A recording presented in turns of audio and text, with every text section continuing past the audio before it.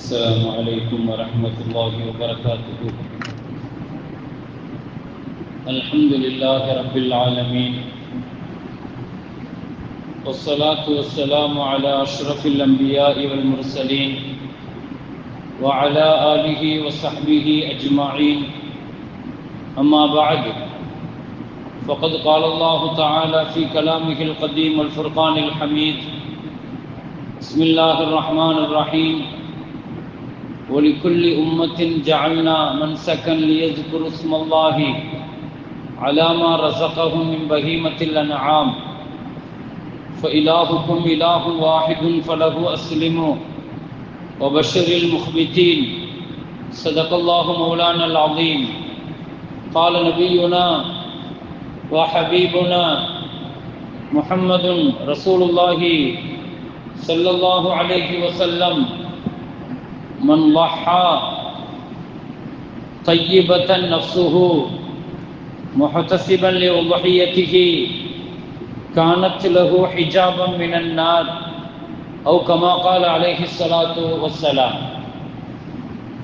அளவற்ற அருளாளன், நிகரற்ற அன்புடையவன், எல்லாம் வல்ல அல்லாஹுவை போற்றி புகழ்ந்தவனாக, உயிருக்கு உயிரான உயிரிலும் மேலான முஹம்மது ரசூலுல்லாஹி ஸல்லல்லாஹு அலைஹி வஸல்லம் அவர்கள் மீதும், அவர்களின் பரிசுத்தமான தோழர்கள், பாக்கியமான குடும்பத்தினர்கள், பரக்கத்தான உம்மத்தினர்கள் அனைவர்கள் மீதும் அல்லாஹுவின் பேரன்பும் பேரருளும் வந்து சேரட்டுமாக.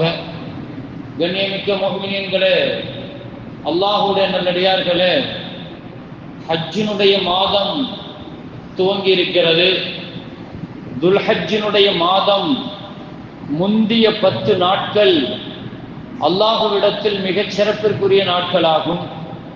ரமலானுடைய லைலத்துல் கத்ர், அதனுடைய கடைசி 10 நாட்கள் எவ்வளவு பாக்கியமானதோ அதை விடவும் அதிகமான பாக்கியமான நாளாக இமாம்கள் இந்த 10 நாட்களை குறிப்பிடுகிறார்கள்.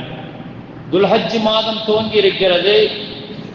ஒரு தினங்களுக்கு முன்னால் நாம் பிறை பார்த்திருக்கிறோம். எனவே இந்த முந்திய 10 நாட்கள் வருஷத்தினுடைய நாட்களிலேயே அல்லாஹுவிடத்தில் சிறப்பான நாட்களாகும். சஹாபிகளை சந்தித்த தாபிஈன்களில் ஒருவரான அபூ உஸ்மான் நஹ்தி ரஹிமஹுல்லாஹ் அவர்கள் சொல்கிறார்கள், 10 நாட்கள் அல்லாஹுவிடத்தில் மிகச் சிறப்பிற்குரிய நாட்களாகும். ரமலானுடைய பிந்திய 10 நாட்கள், வருஷத்தினுடைய துவக்க மாதமான முஹர்ரம் மாதத்தினுடைய முந்திய 10 நாட்கள், வருஷத்தினுடைய கடைசி மாசமான துல்ஹஜ் மாதத்தினுடைய முந்திய 10 நாட்கள். இந்த 10 நாட்களிலேயும் அல்லாஹ் ஒரு பொக்கிஷமான ஒரு நாளை வைத்திருக்கிறான். இந்த 10 நாட்கள்லையுமே நீங்க சிந்தித்து பார்த்தால் தெரியும், ஒரு முக்கியமான ஒரு நாள் அந்த 10 நாட்கள்ல அல்லாஹ் புதைச்சி வச்சிருக்கிறான், மறைச்சு வச்சிருக்கிறான். அந்த நாட்களை கொண்டு அந்த 10 நாட்களுமே சிறப்புக்குரிய நாளாக ஆகும். நமக்கு தெரியும், ரமலானுடைய பிந்திய 10 நாட்கள் ஏன் சிறப்புக்குரிய நாட்கள்? ஏன்னா அது லைலத்துல் கத்ர் அப்படின்னு ஒரு ராத்திரி அல்லாஹ் தஆலா வச்சிருக்கிறான். லைலத்துல் கத்ருடைய இரவு ரொம்ப பாக்கியமான இரவு. அதே மாதிரி முஹர்ரம் மாசம், முஹர்ரம் வருஷத்தினுடைய முதல் மாசமான முஹர்ரம் மாசம், இதுக்கு அடுத்த மாசம் வரும். இந்த முஹர்ரம் மாசத்தினுடைய முந்திய 10 நாட்கள் அது சிறப்பிற்குரிய நாட்கள். ஏன்னா அந்த 10 நாட்கள்ல ஆஷுராவுடைய நாள் அப்படின்னு ஒரு 10வது நாள் இருக்கு. ஆஷுராவுடைய நாள் 10வது நாள் ரொம்ப முக்கியத்துவம் வாய்ந்த நாள். எனவே அந்த 10 நாட்கள் அல்லாஹ்விடத்தில் சிறப்பிற்குரியது. அதே மாதிரி தான் இந்த துல்ஹஜ் மாதத்தினுடைய 10 நாட்கள் இருக்குது பாருங்க. இந்த மாசம் இது சிறப்பிற்குரிய நாள். இந்த 10 நாட்கள் ஏன் சிறப்பான நாள்? இந்த 10 நாட்கள்ல அரஃபாவுடைய நாள் வருது. அப்போ இந்த 10 நாட்கள்ல அரஃபாவுடைய நாள், முஹர்ரம் மாதத்தினுடைய முந்திய 10 நாட்கள்ல ஆஷுராவுடைய நாள், ரமலான் மாதத்தினுடைய பிந்திய 10 நாட்கள்ல லைலத்துல் கத்ருடைய நாள். அப்போ 3 பொக்கிஷமான நாட்களை அல்லாஹ் இந்த 10 நாட்களில் அல்லாஹ் மறைத்து வைத்திருக்கிற காரணத்தினால் அல்லாஹ்விடத்தில் இந்த மாதங்கள் தனித்துவம் பெறுகிறது. நீங்க குர்ஆனுடைய வசனத்தை எடுத்து பார்த்தா தெரியும், குர்ஆன்ல அல்லாஹ் தஆலா சில பொருட்களின் மீதும் காலங்களின் மீதும் கண்ணியமானதின் மீதும் அல்லாஹ் சத்தியமிட்டு சொல்வான். எந்த பொருள் பரக்கத்தானதோ அதன் மீது தான் அல்லாஹ் சத்தியமிடுவான். அப்படி அல்லாஹ் தஆலா சத்தியம் எடுக்கிற குர்ஆனுடைய சூறாக்களில் ஒன்று வல் ஃபஜ்ர். வல் ஃபஜ்ர், ஃபஜ்ர் நேரத்தின் மீது சத்தியம். ஃபஜ்ர் நேரத்தின் மீது சத்தியம்ங்கிற அல்லாஹ் தஆலா ஒரு வரிசையா ஒரு 5 விஷயத்தின் மேல சத்தியம் விடுவான் அல்லாஹ். அப்ப அல்லாஹ் ஒரு பொருள் மேல சத்தியம், நம்ம ஒரு பொருள் மேல சத்தியம் விட்டு சொல்றோம்னா நம்ம அல்லாஹ் மேல சத்தியம் விட்டு சொல்லலாம். அல்லாஹ் அல்லாத பொருட்களின் மீது சத்தியம் விடுறது இல்லை, அப்படி செய்யக்கூடாது. அப்ப ஒரு பொருள் மீது சத்தியம் விடுறேன்னா அது கண்ணியத்திற்குரிய பொருளா இருக்கணும். அப்ப அல்லாஹ் சத்தியம் விடுகிற வார்த்தைகளை பாருங்க. ஒரே சூறாவுடைய ஆரம்பத்துல வல் ஃபஜ்ர், ஃபஜ்ர் நேரத்தின் மீது சத்தியம். எப்பவுமே ஃபஜ்ர் தொழுகை இருக்கிற, ஃபஜ்ர் நேரம் இருக்கிற அல்லாஹ்ட்ட அது ரொம்ப கண்ணியமானது. ஒரு மனுஷன் வாழ்க்கையில ஒவ்வொரு நாள்லையும் அந்த அதிகாலை நேரம் தான் அல்லாஹ்விடத்துல ரிஸ்க்கு பங்கு வைக்கப்படுகிறது. அறிவு அது ஃபஜ்ர் நேரத்துல தான் கிடைக்கும், ரிஸ்க்கு அது ஃபஜ்ர் நேரத்துல தான் கிடைக்கும். ஃபஜ்ரை தவற விட்டவர்கள் அல்லது ஃபஜ்ர் நேரத்துல தூக்கத்துல கழிக்கிறவங்க அல்லது அந்த அதிகாலை நேரத்தை பயன்படுத்தாதவங்க வாழ்க்கையில சாதிக்க முடியாது, எதுலையும் அபிவிருத்தி கிடைக்காது. அதிகாலை நேரம் தான் அபிவிருத்திக்கான நேரம். ஃபஜ்ருடைய நேரம் அது அபிவிருத்தி நேரம். அல்லாஹ் தஆலா எல்லா ரிஸ்கையும் அருளையும் அறிவையும் அல்லாஹ் கொட்டுவது அந்த நேரத்துல தான். அதனால தான் நீங்க வாழ்க்கையில சாதிச்சவங்களை பாருங்க, அவர்கள் எல்லாம் காலையில முஸ்லிம்களோ முஸ்லீம் அல்லாதவர்களோ அந்த அதிகாலை நேரத்திற்கு பெரிய அளவுல முக்கியத்துவம் கொடுப்பாங்க. நபிகள் நாயகம் ஸல்லல்லாஹு அலைஹி வஸல்லம் சொன்னாங்க, ஒருத்தன் ஃபஜ்ர் நேரத்தினுடைய பரக்கத்தை இல்லாம அதை பத்தி விளங்காம அவன் ஃபஜ்ர் நேரத்துல தூங்குறான்னா அவன் அன்றைக்கு ரிஸ்கையும் அல்லாஹ்வுடைய பாதுகாப்பையும் இழக்கிறான்னாங்க ஸல்லல்லாஹு அலைஹி வஸல்லம். அப்போ ஃபஜ்ருங்கிறது ரொம்ப முக்கியமானது. அல்லாஹ் குர்ஆன்ல சத்தியமிட்டு சொல்ற அளவுக்கு அதிகாலையில ஒரு நாளைக்கு உங்க வாழ்க்கையில பிரச்சனைகள் வருது, தோல்வி வருது, நஷ்டம் வருது, இது அத்தனையும் நீங்க யோசிங்க. அது ஃபஜ்ர் நேரத்தினுடைய பெரிய இழப்புகளாக இருக்கும், அதை நம்ம இழந்திருப்போம். அல்லாஹ் குர்ஆன்ல வல் ஃபஜ்ருங்கிறான், ஃபஜ்ர் நேரத்தின் மீது சத்தியங்கிறான். அப்ப அந்த நேரம் அல்லாஹ்வுக்கு ரொம்ப பிடிக்கும், அதை நம்ம மிஸ் பண்ண கூடாது. இரண்டாவது அல்லாஹ் சொன்னா வலையாலின் அஷ்ர், துல்ஹஜ் மாதத்தினுடைய 10 இரவுகள் அதன் நாட்கள் மீது சத்தியம். இரவுகள் பகலோடு சேர்த்து அந்த நாட்கள் மீது 10 நாட்கள் மீது சத்தியம். வஷ்ஷஃபி வல் வத்ரி, இரட்டப்படை ஒற்றப்படை. அதாவது இரட்டப்படைங்கிறது பெருநாளுடைய நாள் 10வது நாள் யௌமுன் நஹர் குர்பானி நாள். ஒத்தப்படைங்கிறது அரஃபாவுடைய நாள் 9வது நாள். அப்ப அரஃபாவினுடைய நாளின் மீது சத்தியம், அரஃபாவுடைய நாளுக்கு அடுத்து வருகிற பெருநாளின் மீது சத்தியம். வல்லைலி இதா யஸ்ர், ரெண்டுக்கும் மத்தியில வருகிற இரவின் மீது சத்தியம் அப்படிங்கிற அல்லாஹ். அப்ப இந்த 10 நாட்களுடைய சிறப்பை பத்தி குர்ஆன்ல 10 நாள் மேல சத்தியம் இடுறான். 9வது அரஃபாவுடைய நாள் மேல, 10வது நாள் ஈதுடைய நாள் மேல, ரெண்டுக்கும் மத்தியில இருக்கிற பெருநாளுடைய இரவின் மீது அல்லாஹ் சத்தியமிட்டு டேய் உட்கார், பைட்ரா, பின்னால போயிடும். ஃபஜ்ருடைய அந்த நாளினுடைய அந்த நேரம் இருக்குது, ஃபஜ்ருடைய நேரம்ங்கிறது அது அவ்வளவு முக்கியத்துவம் வாய்ந்தது. அப்ப அல்லாஹ்விடத்துல அவ்வளவு பெரிய பாக்கியமான அந்த நாட்கள்ல அப்போ இந்த துல்ஹஜ் மாதத்தினுடைய முந்திய 10 நாட்கள் அவ்வளவு பெரிய கண்ணியத்திற்குரிய நாட்களாக மார்க்கத்தில் பார்க்கப்படுது. அப்போ இந்த நாட்களினுடைய அமல்கள் நிறைய உண்டு. ஸல்லல்லாஹு அலைஹி வஸல்லம் தக்பீர் அதிகமா சொல்லுங்க, தஸ்பீஹ் அதிகமா ஓதுங்க, சுப்ஹானல்லாஹ் அல்ஹம்துலில்லாஹ் அல்லாஹு அக்பர் லா இலாஹா இல்லல்லாஹ் இது அதிகமா ஓத சொன்னாங்க. அரஃபாவுடைய நாளுடைய நோன்பு அது ரொம்ப முக்கியமானது. அரஃபாவுடைய நாளுடைய நோன்பு பத்தி ஸல்லல்லாஹு அலைஹி வஸல்லம் சொன்னாங்க 2 வருஷத்தினுடைய பாவம் மன்னிக்கப்படும். அரஃபாவுடைய நாளுடைய கரெக்டா சரியா வரக்கூடிய வெள்ளிக்கிழமை வருது, வரக்கூடிய வெள்ளிக்கிழமை அரஃபாவுடைய நாளுடைய நோன்பு வருது. பகல்ல நோன்பு இருக்கணும் அன்னைக்கு வெள்ளிக்கிழமை, அது தனியா ஒரு நாள் தான் இருக்கணுமாங்கிறது. பொதுவாக ஒரு சுன்னத்தான நோன்பு பொறுத்த வரைக்கும் சட்டம் என்னன்னா, அதை நம்ம தனிப்பட்ட முறையில வைக்கும் போது மட்டும்தான் வெள்ளிக்கிழமை மட்டும் தனியா நோன்பு வைக்க கூடாது. உதாரணமாக இப்படி வருது, ஒரு அரஃபாவுடைய நாள் மாதிரி வருது, அந்த மாதிரி வந்தா அது தனியாக வைக்கலாம், தப்பில்லை. அதனால அந்த வெள்ளிக்கிழமை அரஃபாவுடைய நாள் நோன்பு. ஸல்லல்லாஹு அலைஹி வஸல்லம் சுஇலன் ஸௌமி யௌமி அரஃபா, அரஃபாவுடைய நாள் நோன்பு வைக்கிறதுனுடைய பலன் என்னன்னு கேட்டாங்க. ஸல்லல்லாஹு அலைஹி வஸல்லம் சொன்னாங்க இக்கஃபிரு ஸனத்தல் மாதியா வ ஸனத்தல் காபிலா, கடந்த ஒரு வருஷத்தினுடைய பாவம் மன்னிக்கப்படும், வரக்கூடிய ஒரு வருஷத்தினுடைய பாவம் மன்னிக்கப்படும். கடந்த வருஷம் பாவம் மன்னிக்கப்படும்ங்கிறது நமக்கு விளங்குது, வரக்கூடிய வருஷம்ங்கிறது பாவம் மன்னிக்கப்படும்ங்கிறது எப்படின்னா, வரக்கூடிய ஒரு வருஷத்துல அல்லாஹ் பாவத்தை விட்டு உங்களை பாதுகாப்பான அர்த்தம் அதற்கு. அதனால அந்த அரஃபாவுடைய நாள் ரொம்ப முக்கியத்துவம் வாய்ந்த நாள். சரி, அப்போ இந்த அமல்களிலேயே இந்த 10 நாட்களினுடைய அமல்கள்ல நம்ம அந்த 9வது நாள் ஃபஜ்ர்ல இருந்து தக்பீர் சொல்லுவோம், தக்பீருடைய நாட்கள், தக்பீர் சொல்றோம் இல்லையா. எனவே இந்த மாதிரியான இந்த நாட்கள்ல நிறைய அமல்கள் இருக்குது. இந்த அமல்கள்ல ஆக முக்கியமான ஒரு அமல் தான் குர்பானி. குர்பானிங்கிற ஒரு அமல் நிறைய பேர்களுக்கு குர்பானியினுடைய சட்டம் தெரியறதில்லை. அதை என்ன அவ்வளோ பெரிய கட்டாயமா கொடுக்கணுமாங்கிறது விளங்குறது இல்லை. குர்பானியினுடைய பின்னணி என்ன, வரலாறு என்னங்கிறது தெரியறது இல்லை. குர்பானி கொடுக்கறதுனால நமக்கு என்ன பயன்பாடுகள்ங்கிறதை விளங்குறது இல்லை. குர்பானிங்கிறது ஒரு இபாதத்து, அது ஒரு வணக்கம். இன்னைக்கு வணக்கம் என்பது மாறி வெறுமனே கார்பரேட் வியாபாரமாக அந்த குர்பானி மாறிக்கொண்டிருக்கிறது. குர்பானி வாங்குறதனுடைய தத்துவம் உணரப்படுறதில்லை. ஏன் கொடுக்கணுங்கிறது அடிப்படை உணரப்படுறதில்லை. அதுக்கான காரணம் விளங்குறது இல்லை. இவர் எங்கேயோ இருக்கிறார், எங்கேயோ நடக்கிறது, வெறுமனே ஆன்லைன்ல டிரான்சாக்சன் பண்ணிடுறாரு. அமௌண்ட்டை மட்டும் கொடுக்கறது மட்டும்தான் குர்பானி இவர் நினைச்சுக்கிட்டாரு. குர்பானி வாங்கப்படுறது இவருக்கு தெரியாது. எங்க வாங்குறாங்க, எதை வாங்கி இருக்கிறாங்க, எத்தனை பேர் கூட்டு சேர்ந்து இருக்கிறாங்க, எப்ப அறுக்கிறாங்க, எப்படி அறுக்கிறாங்க, எதை பத்தியும் இவருக்கு தேவை கிடையாது. எதை பத்தியும் இவர் கண்டுக்கிறது இல்லை. என்ன ஒரு ஃபார்மாலிட்டிஸா மாறிட்டு இருக்குது இபாதத்து. ஒரு பெரிய வணக்கம் குர்பானிங்கிற ஒரு பெரிய இபாதத்து. ஒரு காலகட்டம் இருந்துச்சு, நீண்ட நாட்களாக அதை வளர்த்து குர்பானியினுடைய நோக்கமே என்னன்னா, நாம ஆசைப்பட்டு வளர்த்து அந்த உயிரினங்களோடு நமக்கு ஏற்படுகிற ஒரு வகையான பாசமும் அன்பும், இதை அல்லாஹ்வுக்காக நாம அறுக்கிறதுக்கு பேரு தான். இந்த தத்துவத்தோடு யாரும் செய்யறதில்லை. குர்பானி நாம கொடுக்கிற ஆட்டு அல்லாஹ் குர்ஆன்ல தெளிவா சொல்லிட்டான், லயனாலல்லாஹு லுஹூமுஹா வலா திமாவுஹா. நீ கொடுக்கிற கால்நடைகளினுடைய இறைச்சியோ அல்லது ரத்தமோ எனக்கு தேவையில்லைன்றான் அல்லாஹ் தஆலா. இதுக்கு என்ன அர்த்தங்க? நம்ம நினைக்கிறது 3000 5000 கொடுத்து ஏதோ ஒரு ஆட்டை வாங்கி கொடுத்து எங்கேயோ வச்சு யாரோ வச்சு அறுத்துட்டா போதும் நம்ம நினைக்கிறோம். அல்லாஹ் இதுக்காக வேண்டி சொன்னது கிடையாது. எப்படியோ என் கடமை நீங்கிடுச்சு, நான் கொடுத்துட்டேன், எனக்கு உண்டான அமௌண்ட்டை கொடுத்துட்டேன், அதை என்னமோ மீதி உள்ளது அவங்க பார்த்துக்கணும், அப்படி எல்லாம் கிடையாது. வாங்கப்படுகிற பொருட்கள், குர்பானியினுடைய பொருட்கள்ல நீங்க கொடுத்ததுல நான் ஒவ்வொரு வருஷமும் சொல்றேன், கூட்டு குர்பானிங்கிறது நீங்க குடும்பத்தோடு 7 பேர் சேர்ந்து கூட்டு குர்பானி பண்ணுங்க. உங்க கண்ணு முன்னால் அது அறுக்கப்படும், வளர்க்கப்படும், தப்பில்லை. அல்லது நீங்க வேற எங்கேயாவது வச்சு நீங்க வளர்த்து அந்த அன்னைக்காவது கொண்டு வந்து அறுத்துக்குங்க, தப்பு இல்லை. அல்லது எங்கோ அறுக்கப்படுது, ஸல்லல்லாஹு அலைஹி வஸல்லம் சொன்னாங்க, அறுக்கப்படுகிற இடத்திற்காவது அறுக்கப்படுகிற நேரத்திற்காவது நீங்க போகணும் மார்க்கம் சொல்லுது.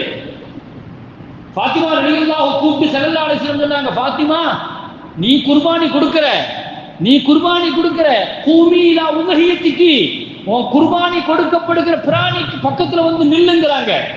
நான் குர்பானி கொடுத்துட்டேன்னா யாரோ அறுக்கட்டும், எப்படியோ நடக்கட்டும் அப்படின்னு இருக்க முடியாதுமா. கூமீலா உலகியத்துக்கு, உன் குர்பானிக்கு பக்கத்துல வந்து நீ நில்லு, ஃபஷஹதீஹா, அதை நீ பாருங்கிறாங்க ஸல்லல்லாஹு அலைஹி வஸல்லம். குர்பானி கொடுக்கப்படுறத பார்க்கிறது சுன்னத்து. நான் கொடுக்கிற குர்பானியை நான் போய் பக்கத்துல நிற்கணும், எவ்வளவு வேலைகள் இருந்தால் என்ன, இது ஒரு இபாதத் இல்லையா? தொழுகை வாஜிபு பெருமக்களே, வாஜிபு, அது கட்டாயம். அது குர்பானி யார் மேல கடமை ஆயிட்டுங்கிறது சட்டத்தை நம்ம தெரிஞ்சுக்கணும். நான் சட்டத்தை சொல்றேன். அதுக்கு முன்னால ஸல்லல்லாஹு அலைஹி வஸல்லம் ஃபாத்திமா ரலியல்லாஹு அன்ஹா சொன்னாங்க, ஃபாத்திமா பெண்கள் தானேங்கிறது அல்ல, நீ குர்பானி கொடுக்கறன்னா குர்பானி உன் பிராணிக்கு பக்கத்துல வந்து நீ நில்லு, நீயே அறுக்கிறது சிறந்தது. முடியலன்னா முடியவர்கள் அறுக்கட்டும், தவறு இல்லை.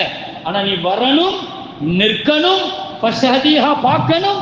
ஏன்னா உன் குர்பானி பிராணியினுடைய முதல் சொட்டு ரத்தம் பூமியில விழுதுன்னா அதுக்கு முன்னால உன் பாவம் மன்னிக்கப்படும். உன் பாவம் மன்னிக்கப்படுகிற இடத்துல நீ நிக்கணுங்கிறாங்க ஸல்லல்லாஹு அலைஹி வஸல்லம். ஃபஷஹதீஹா தக்துர் தமஹா, அதனுடைய ரத்தம் கொட்டுகிறதா, முதல் சொட்டு ரத்தம் அது கொட்டுவதற்கு முன்னால் நீ மன்னிக்கப்படுவார். பெரிய பாக்கியங்க. எனவே கார்பரேட் கம்பெனிகள் கையில எல்லாம் மாறி, இன்னைக்கு ஹஜ்ஜு மாறி போச்சு, குர்பானியும் மாறி போச்சு, எல்லாமே கிட்டத்தட்ட வியாபாரமாக மாறி போகுது. குர்பானியினுடைய விஷயத்துல யார் பங்கு சேர்றா? 7 பேர்கள். யாரு தன்னோடு சேர்கிற ஷேர் யாருன்னு அவருக்கு தெரியாது, யாரை கொண்டு போய் சேர்க்கிறாங்கன்னு தெரியாது. அவன் வட்டி வாங்கி வச்சிருக்கிறானா, ஹராம சம்பாதிச்சிருக்கிறானா, என்ன அவன் சம்பாத்தியம்னு இவருக்கு தெரியாது. மொத்தமா சேர்த்து கொடுத்துருவாரு. இவர் பங்கு 4000 ரூபாய் 5000 ரூபாய் சைட்டு முடிஞ்சிருச்சு, நம்ம கணக்கு முடிஞ்சு போச்சு, கடமை முடிஞ்சு போச்சுன்னு நினைக்கிறாரு.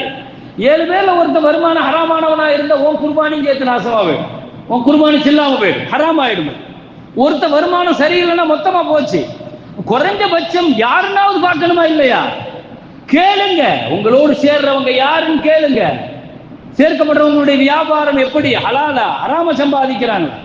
இன்னைக்கு ஹலால ஹராம பார்க்கணுமா இல்லையா இபாதத்துகள்ல? எனவே ஒரு குர்பானிங்கிற ஒரு உயர்ந்த அமல் அது. ஆதம் அலைஹிஸ்ஸலாம் காலத்துல இருந்து இன்னைக்கு வரைக்கும் இருக்கிற ஒரு அமல் குர்பானி. ஆதம் அலைஹிஸ்ஸலாம் என்ன தொழுதாருன்னு நமக்கு தெரியாது, அவர் தொழுகை எப்படின்னு தெரியாது, அவர் வணக்கம் எப்படின்னு தெரியாது, அவர் வாழ்க்கை எப்படின்னு தெரியாது. ஆனா குர்ஆன்ல அல்லாஹ் சொல்றான், அந்த காலகட்டத்தில் இருந்ததே குர்பானிங்கிறான். ஆதம் அலைஹிஸ்ஸலாம் காலகட்டத்தில் குர்ஆன் சொல்லுது, வத்லு அலைஹிம் நபஅ பனி ஆதம பில் ஹக்கி இத் கர்ரபா குர்பான். ஆதம் அலைஹிஸ்ஸலாத்தினுடைய 2 மகன்களும் குர்பானி கொடுத்தார்கள். ஒருவரின் குர்பானி ஏற்றுக்கொள்ளப்பட்டது, இன்னொருவரின் குர்பானி மறுக்கப்பட்டதுங்கிற அல்லாஹ். ஒருத்தர் குர்பானி அல்லாஹ் ஏத்துக்கிட்டான். முன்னெல்லாம் குர்பானி கொடுத்தா என்ன செய்வாங்க தெரியுமா?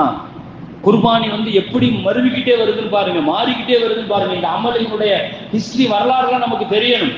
ஆதம் அலைஹிஸ்ஸலாம் தான் முதல்ல அவர் சந்ததியில முதல்ல குர்பானி ஆரம்பிச்சு வைக்கிறது. அவங்க குடும்பத்துல தான் முதல்ல குர்பானி ஆரம்பிச்சு வைக்கிறாங்க. என்ன, ஒருத்தர் ஆடு மேய்க்கிறவர், இன்னொருத்தர் விவசாயி. 2 பேர். ஆதம் அலைஹிஸ்ஸலாத்தோட 2 மக்கள்ல ஒருத்தர் யாரு? ஆடு மேய்ப்பாளர், நிறைய ஆடுகளை வச்சிருந்தாரு. இன்னொருத்தர் விவசாயம் பண்ணவர்.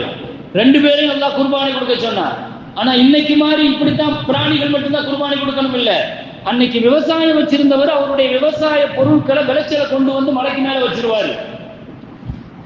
ஆடு மேய்க்கிறவர் ஒரு ஆட்டை கொண்டு போய் என்ன செஞ்சுவார், மலைக்கு மேல வச்சுட்டாரு. யாருடைய குர்பானியை ஏத்துக்கிட்டானோ அல்லாஹ், வானத்திலிருந்து ஒரு நெருப்பு அந்த பொருளை சாப்பிட்டுட்டு போயிடும். குர்பானி பிராணி கடந்த காலத்துல அவங்க சாப்பிடுறது ஹலால் கிடையாது, ஹலால் கிடையாது. இதுதான் சட்டம். அல்லாஹ் இந்த உம்மத்துக்கு தான் குர்பானி நாமளே அறுத்து நம்மளே சாப்பிடுறதுக்கு அல்லாஹ் ஹலால் ஆக்கியிருக்கிறான். கடந்த காலத்துல குர்பானி எல்லாம் அவங்களுக்கு ஹலால் கிடையாது. வச்சிட்டா நெருப்பு சாப்பிட்டுட்டு போயிடுச்சுன்னா முடிஞ்சிருச்சு, அவ்வளவுதான். அந்த குர்பானி அல்லாஹ் கபூல் செஞ்சுட்டான்னு அர்த்தம். அல்லாஹ் தால அதை கூட இந்த உம்மத்துக்கு அல்லாஹ் மறைச்சு வச்சுட்டான். யாருடைய குர்பானி ஏற்றுக்கொள்ளப்பட்டுச்சு இல்லைங்கிறதெல்லாம் ஒரு காலகட்டத்தில் ரத்தத்தை அறுத்தாங்கன்னா அந்த ரத்தத்தை பூமி ஏற்றுக்கலன்னு சொன்னா குர்பானி கபூல் ஆகலன்னு அர்த்தம். ஹஜ்ஜில சைத்தானுக்கு கல்லெறிகிறோம் பாருங்க, சைத்தானுக்கு கல்லெறிகிறோம் 3 இடத்துல, சின்ன சைத்தான், நல்ல சைத்தான், பெரிய சைத்தான்.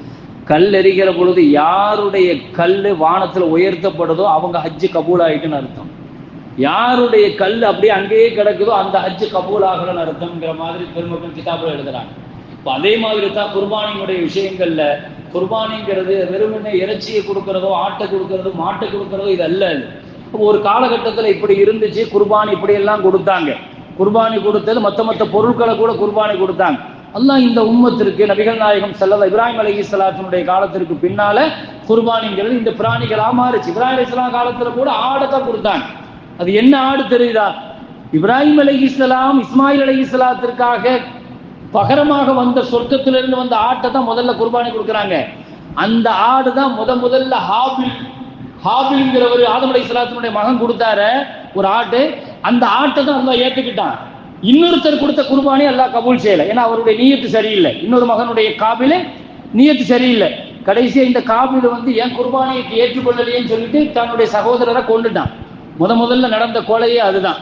சகோதரர்களுக்கு மத்தியில் ஏற்பட்ட பொறாமையும் பிரச்சனையும், அதனால் ஒரு சகோதரர் இன்னொரு சகோதரனை கொண்டுட்டார். காபில் கொன்னவன் பேரு, ஹாபில் கொலை செய்யப்பட்டவருடைய பெயர். அப்போ முதல்ல கொன்னதை இந்த குர்பானியை வச்சுட்டான். குர்பானி ஏற்றுக்கொள்ளப்படலங்கிறதுக்காக வேண்டி தன் சகோதரருடைய குர்பானி ஏற்றுக்கொள்ளப்பட்டு அந்த ஆட்டை தான் ஜிப்ரீல் அலைஹிஸ்ஸலாம் இப்ராஹிம் அலைஹிஸ்ஸலாத்துக்கு கொண்டு அல்லாஹ் தஆலா நீங்க அருங்க உங்க மகனுக்கு பதிலா அப்படின்னு கொண்டு கொடுத்தான். அதனால குர்பானியில ஞாபகம் வச்சுக்கோங்க, சட்ட ரீதியாக குர்பானில நமக்கு மாடு கொடுக்கலாம், ஆடு கொடுக்கலாம், ஒட்டகம் கொடுக்கலாம். 3 பிராணிகள் கொடுக்கறதுக்கு மார்க்கம் அனுமதிச்சு, வேற எதுவுமே கிடையாது. குர்பானியில இந்த உம்மத்துல ஒட்டகம் கொடுக்கலாம், மாடு கொடுக்கலாம், ஆடு கொடுக்கலாம். இந்த 3 தான் குர்பானிக்கான பிராணி. ஆனால் இந்த 3லையுமே சிறந்தது எதுன்னு சொன்னா முதல் இடம் ஆடு தான் சொல்லுவாங்க.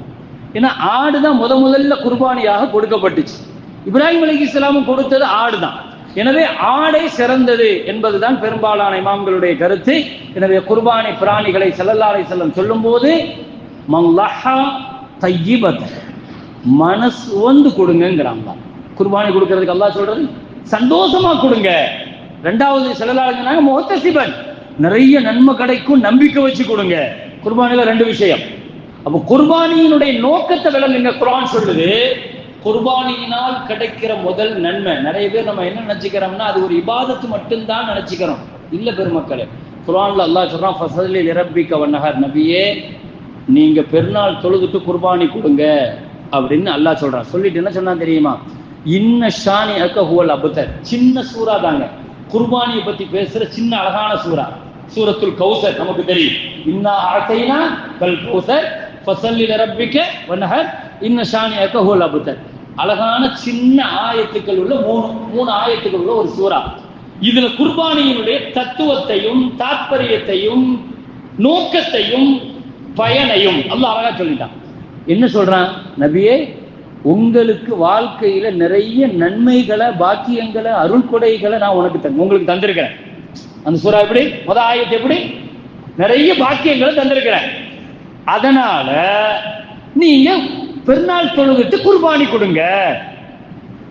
இப்ப அல்லாஹ் என்ன சொல்றான்? குர்பானியினுடைய நோக்கம் என்ன? குர்பானியினுடைய முதல் நோக்க விளங்கிக்கங்க. அல்லாஹ் எனக்கு என் வாழ்க்கையில தந்த எத்தனையோ அருள் கொடைகளுக்கு அல்லாஹ்வுக்கு நான் நன்றி செலுத்துறேன். அல்லாஹ் எனக்கு வீட்டை தந்தது, சாலிகான மனைவியை தந்தான், நல்ல சாலிகான மக்களை தந்தான், நல்ல வசதி வாய்ப்புகளை, கண்ணியத்தை தந்தான், ஆரோக்கியத்தை தந்தான். அல்லாஹ்ட்ட நம்ம என்ன பெறல? எதை அல்லாஹ் நமக்கு தரல? ஒவ்வொரு நிமிஷமும் அல்லாஹ்வுடைய நியாமத்தை அனுபவிச்சுட்டு இருக்கிறோமே. குர்பானி அதனுடைய தத்துவத்தை விளங்குங்க பெருமக்கள். என் ரப்பு எனக்கு செஞ்ச நியாமத்துக்கு நான் அருள் தான்.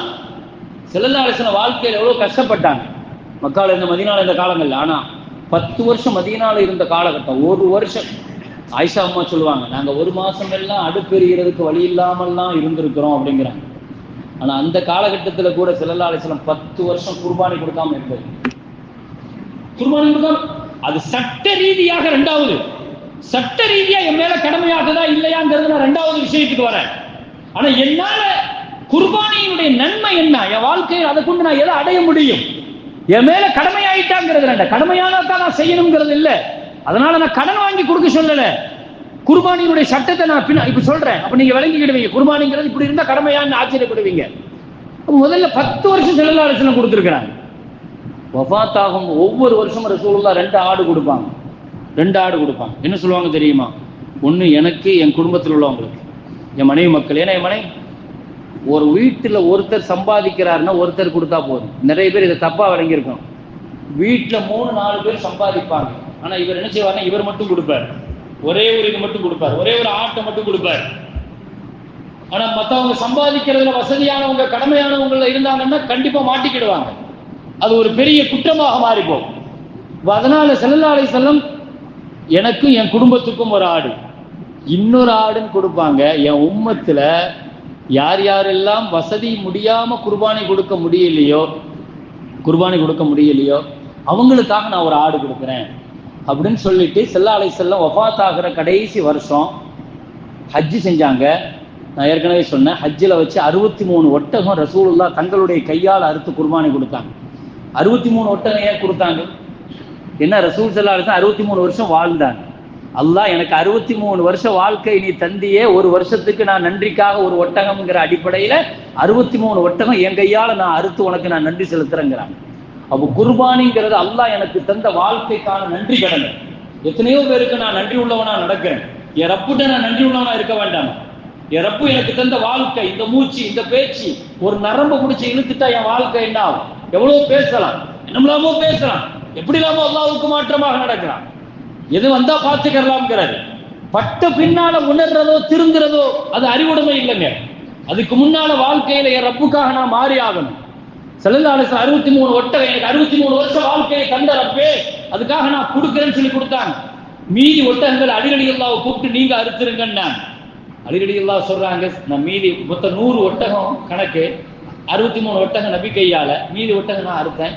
ஆனா ரசூலுல்லாஹ் எங்கிட்ட ஒரு உபதேசம் வாக்கு கொடுத்துட்டு போனாங்க ஹஜ்ஜில் வச்சு. என்ன சொன்னாங்க தெரியுமா? அலியே, நான் மௌத்தாயிட்டாலும் நீங்க ஹயாத்தாக இருக்கிற வரைக்கும் உங்களுக்கு பின்னால உங்க குடும்பம் இப்படி பாரம்பரியமா எனக்காகவும் இந்த உம்மத்துக்காகவும் நீங்க குர்பானி கொடுக்கணும்னு சொல்லிட்டு போனாங்க ஸல்லல்லாஹு அலைஹி வஸல்லம்.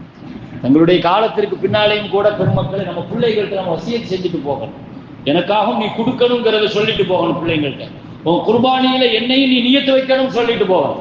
வசதி வாய்ப்புகள் இருந்தா மௌத்தா போனவங்களுக்காண்டி நம்ம கண்டிப்பா என்ன செய்யணும்? குர்பானி கொடுக்கணும். அப்ப நபி ஸல்லல்லாஹு அலைஹி வஸல்லம் 10 வருஷம் கஷ்டத்தோடு வறுமையில இருந்தப்போ கூட குர்பானியை விட்டதில்லையே. 10 வருஷம் ஸல்லல்லாஹு அலைஹி வஸல்லம் கொடுத்துருக்குறாங்களே. சட்ட ரீதியா என்ன தெரியுமா? குர்பானி கொடுக்கறதுக்கு பெரிய அளவுலாம் இல்லைங்க. குர்பானிங்கிறது கிட்டத்தட்ட ஜக்காத்து மாதிரின்னு வைங்க. ஜக்காத்து மாதிரி. ஜக்காத்து அளவு எவ்வளவு இருந்தா குர்பானி ஜக்காத்து கடமையாகும்? தங்கமா இருந்தா 10.5 சவரன், வெள்ளியா இருந்தா 612 கிராம், பணமாக இருந்தா 612 கிராம். வெள்ளிக்கு இன்னைக்கு மதிப்பு என்ன? ஒரு 40,000 ரூபா வரும், அவ்வளவுதான். 40,000 ரூபாய் கிட்ட வச்சிருந்தாருன்னு சொன்னா பணமாக இருந்தா வியாபார சரக்காக இருந்தா அதே 40,000 ரூபாய் கணக்கு வச்சுக்கோங்க, 612 கிராம். இதே அளவுக்கு குர்பானியும் கடன். ஒருத்தர் வச்சிருக்கிறாரு 10 சவரன் வச்சிருக்கிறாரு, அவர் மேல குர்பானி கடன். அது பெண்களாக இருந்தார். பொருளா வியாபார சரக்கா வச்சிருக்கிறார், பணமா வச்சிருக்கிறார், வெள்ளியா வச்சிருக்கிறார். வெள்ளியா வச்சிருந்தா 612 கிராம், ஒரு 40,000 ரூபாய் தான். ஒரு 40,000 ரூபாய். சரி, ஜக்காத்துலயாவது ஒரு சட்டம் இருக்குங்க. என்ன சட்டம் தெரியுமா? ஒரு வருஷம் ரன்னிங் ஆனாதான் கொடுக்கணும். ஆனா குர்பானியில் அப்படி கிடையாது. குர்பானியில் அப்படி கிடையாது. 40,000 ரூபாய் இன்னைக்கு குர்பானி கொடுக்கிற 3 நாள் வைங்க. பெருநாக்கு மறுநாள், அதுக்கு அடுத்த நாள் 3 நாள் குர்பானி கொடுக்கிறோம். இந்த 3 நாள்ல ஒருத்தர் இந்த 40,000 ரூபாய் பெருநா செலவு போக வச்சிருந்தாருன்னா அவர் மேல குர்பானி கடமை, வாஜிபு, கட்டாயம். ஒரு 40,000 ரூபாய் வச்சிருக்கிறவர் மேல குர்பானி கடமை. மன் வஜத சிஅத்தன், இப்படி வசதி இருந்தும் ஒருத்தர் குர்பானி கொடுக்கலன்னா அவர் ஈதுகாவுக்கு வந்து தன்னை முஸ்லீம்னு நினைச்சு சொல்லக்கூடாதுன்ட்டாங்க ஸல்லல்லாஹு அலைஹி வஸல்லம். எவ்வளவு கடுமையானவர். அப்ப நான் குர்பானியினுடைய நோக்கத்தை நான் சொன்னேன். இன்னா ஆசைனா கல் கௌசர், நபியே உங்களுக்கு நிறைய பாக்கியத்தை தந்திருக்கிறேன், அதுக்காக நீங்க குர்பானி கொடுங்கிற அல்லாஹ் சொல்லிட்டு அதுல அடுத்த ஒரு வார்த்தை சொன்னா, இன்ன ஷானியாக்க ஹோல் அபுத்தர், உங்க குடும்பத்தை பத்தியும் சந்ததியை பத்தியும் எவன் திட்டுறானோ அவனை நான் அழிச்சிருவாங்கிறேன் அல்லாஹ்வுக்காக. இன்னங்க சம்பந்தமே இல்லாம குர்பானி கொடுங்கன்னு சொல்லிட்டு சந்ததிகளை பேசுனா, குடும்பத்தை பேசுனா அவனை நான் விடமாட்டேன், நான் வேற அறுத்துருவாங்கிறான் அல்லாஹ். அபுத்தர்னா என்னன்னா அவன் குடும்பத்தை வேற அறுத்துருவாங்கிறான் அல்லாஹ். குர்பானிக்கும் குடும்பத்துக்கும் என்னங்க சம்பந்தம்? குர்பானிக்கும் சந்ததிக்கு என்ன சம்பந்தம்? இந்த ஆயத்து சொல்ற கருத்து என்ன தெரியுமா? யார் குர்பானி கொடுக்கிறார்களோ அவர்களுடைய சந்ததிகளை நான் பாதுகாப்பேன்னு அல்லாஹ் சொல்றான். அவங்களுடைய மக்களை பாதுகாப்புங்கிறான், அவ குடும்பத்தை பாதுகாப்புங்கிறான். இப்படி சொல்லலாம். அதுக்கு நீங்க குர்பானி கொடுங்க, உங்க குடும்பத்திற்கோ மக்களுக்கோ சந்ததிக்கோ என்ன ஆபத்து வந்தாலும் நான் அவனை பார்த்துக்கிறேன் அப்படின்னு அல்லாஹ் சொல்றான். தம்பி நான் பார்த்துக்கிறேன், நீங்க கவலைப்படாதீங்க. அப்ப குர்பானிங்கிறது இபாதத்து மட்டுமல்ல, ரப்பு எனக்கு தந்த பாக்கியம் மட்டுமல்ல, அருளுக்கான நன்றி மட்டுமல்ல, அது என் குடும்பத்தை பாதுகாக்குது, என் சந்ததிகளை பாதுகாக்குது, என் மக்களை பாதுகாக்குது. அல்லாஹ் குர்ஆன்ல சொல்றான். இப்ராஹிம் அலைஹிஸ்ஸலாத்துடைய விஷயத்துல குர்பானி கொடுங்க, இப்ராஹிம் அலைஹிஸ்ஸலாம் கொடுத்தாங்க. ஸலாமுன் அலா இப்ராஹிம், இப்ராஹிமுக்கு அமைதியும் நிம்மதியும் உண்டாகட்டும் அப்படின்னு அல்லாஹ். இந்த ஆயத்துக்கு தஃசீர் முஃபஸ்ஸிரீன்கள் விரிவுரையாளர்கள் என்ன எழுதுறாங்க தெரியுமா? குர்பானிங்கிறது ஒரு குடும்பத்துக்கு அமைதியை தருங்கிறது அந்த ஆயத்தினுடைய கருத்தான், அமைதியை தருங்கிறது. அப்போ வெறுமனே குர்பானியில பொறுத்த வரைக்கும் ஜக்காத்துல இருந்து 2 சட்டம் வேறுபடும். குர்பானியில அளவுல எல்லாம் கரெக்ட் தான். என்ன வேறுபடும்னா ஜக்காத்துக்கு ஒரு வருஷம் ரன்னிங் ஆகும் சேவிங். ஆனா குர்பானிக்கு அப்படி கிடையாது.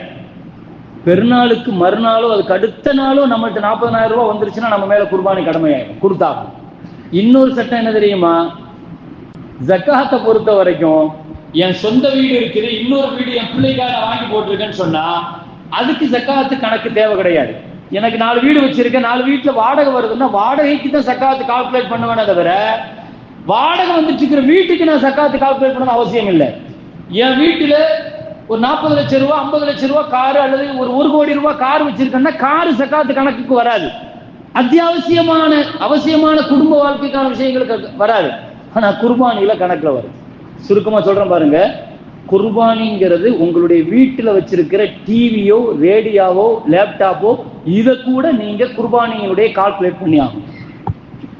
அத்தியாவசியமான சாப்பாடு உணவு உடை வகைகளுக்கு தேவையை தவிர வீட்டுல எந்த பொருள் இருந்தாலும் அந்த பொருளுடைய மதிப்பு இந்த 40,000 ரூபாய்க்கு வந்துட்டுன்னா உங்க மேல ஜகாத் கடமை.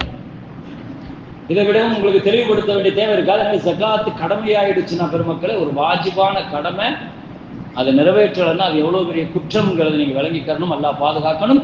எனவே குர்பானியினுடைய விஷயத்துல கண்ணியமிக்க மேலான பெருமக்களே அவ்வளவு குறைஞ்சி ஒரு வருஷம்லாம் தேவை கிடையாது. அத்தியாவசியமான தேவைகள் போக குடும்பத்தினுடைய வாகனம் கூட நாம் வச்சிருக்கிற ஒரு 2 வீலர் ஒரு 50,000 ரூபாய்க்கு பெருமதிப்பான 2 வீலரா இருந்தா கூட ஜக்காத்தினுடைய கணக்குக்கு நம்ம குர்பானியினுடைய கணக்குக்கு நம்ம கொண்டு வர வேண்டியது இருக்கும். எனவே அதெல்லாம் கவனத்துல வச்சு குர்பானியுடைய சட்டத்திட்டங்களை நம்ம விளங்கி கண்ணியமிக்க மேலான பெருமக்கள், குர்பானிங்கிற உயர்ந்த அமல், அதன் மூலமாக நமக்கு கிடைக்கிற பாதுகாப்பு, அல்லாஹ்வுக்கான நன்றி, இது அத்தனையும் தாண்டி இப்ராஹிம் அலைஹிஸ்ஸலாத்துக்கு கொடுத்த கூலியை நான் உங்களுக்கு தருவேங்கிற நபிகள் நாயகம் ஸல்லல்லாஹு அலைஹி வஸல்லம் அல்லாஹ் கூறுவதாக ஸல்லல்லாஹு அலைஹி வஸல்லம் சொன்னார்கள். எல்லாம் வல்ல ரப்பல் ஆலமீன் என்னென்ன விஷயங்களை கேட்டோமோ பேசினோமோ அதன்படி அமல் செய்கிற நசீபை அல்லாஹ் நம் அனைவர்களுக்கும் தந்தருள்வானாக. ஆகிர் தாவானா அல்ஹம்துலில்லாஹி ரப்பில் ஆலமீன். அஸ்ஸலாமு அலைக்கும்.